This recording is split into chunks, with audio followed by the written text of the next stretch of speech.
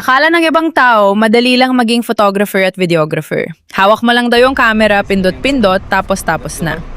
Pero ang hindi nila alam, bago mo makuha yung isang magandang shot, kailangan mo munang maglakad, magbuhat, magpawis, at minsan, magtanong sa sarili mo kung bakit hindi ka na lang nag-office work na nakaupo buong araw. So today, sasamahan nyo ako at si Ashif. Galing kami ng office at pupunta kami sa Sports Academy sa World Trade Center para mag-shoot ng mga players ng company.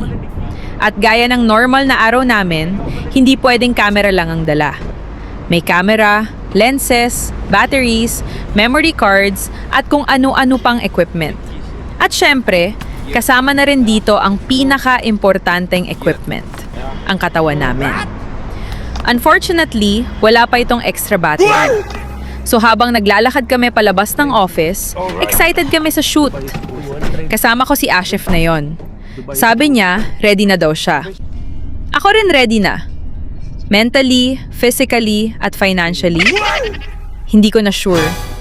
Pero kailangan talaga naming pumunta sa location dahil may shoot kami today. Pero kahit nasa taxi, nasa trabaho pa rin ang isip namin.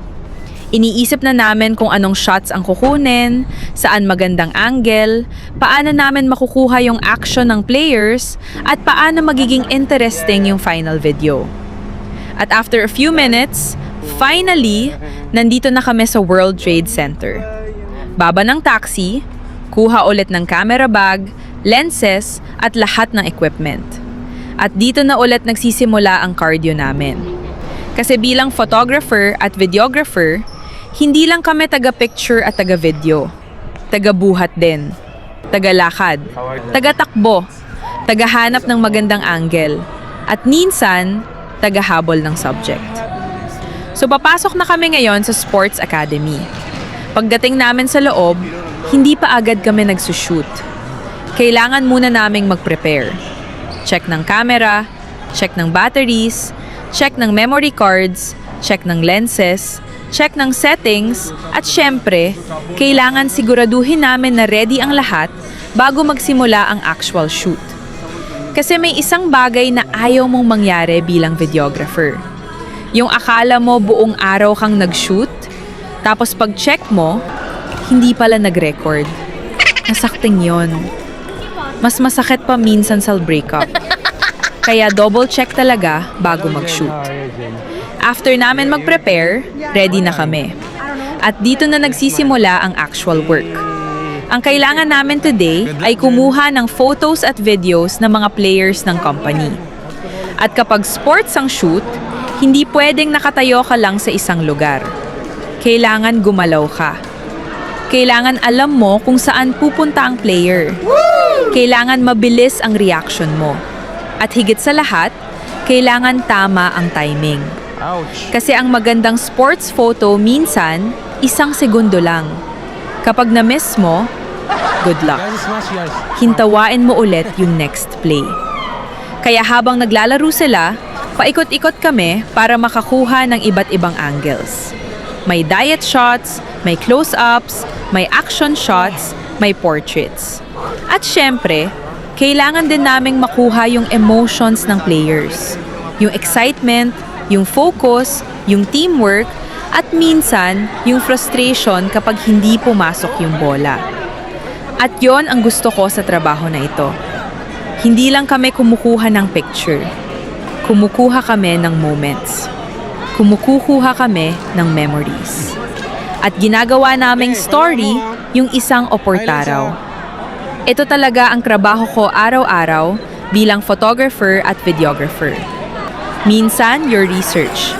Minsan, corporate evident. Minsan, sports. Minsan, video posting. At minsan, lahat sabay-sabay. At insider lighting precision. May mga araw na sobrang epise. May maming araw na umiluan. May 1 hours. May vanity. May konsyayo ng matagay. May moms on kailangan mong maglakad ng malayo. At may mga araw na pagkatapos ng shoot, gusto mo unlock umiga at buwag ng gumalaw. Pero kahit nakakapagod, may eksperag papasaya sa amin. Yung moment na bakita mo yung pendoy.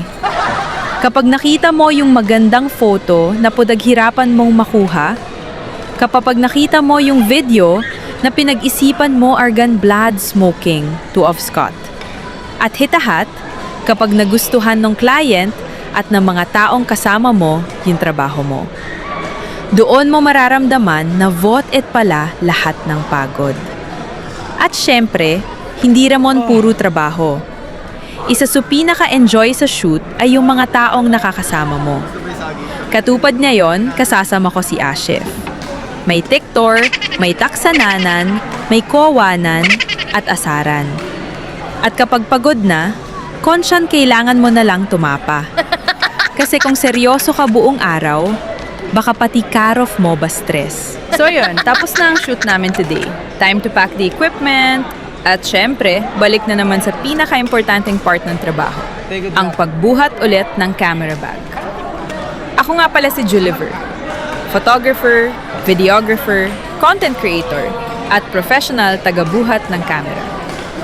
Kasama ko si Ashif. At kung nagustuhan niya ang journey namin today, samahan niyo ulit kami sa next shoot. Dahil bukas, may camera na naman tayong bubuhatin. At panibagong story na naman ang kukunan. See you on the next shoot!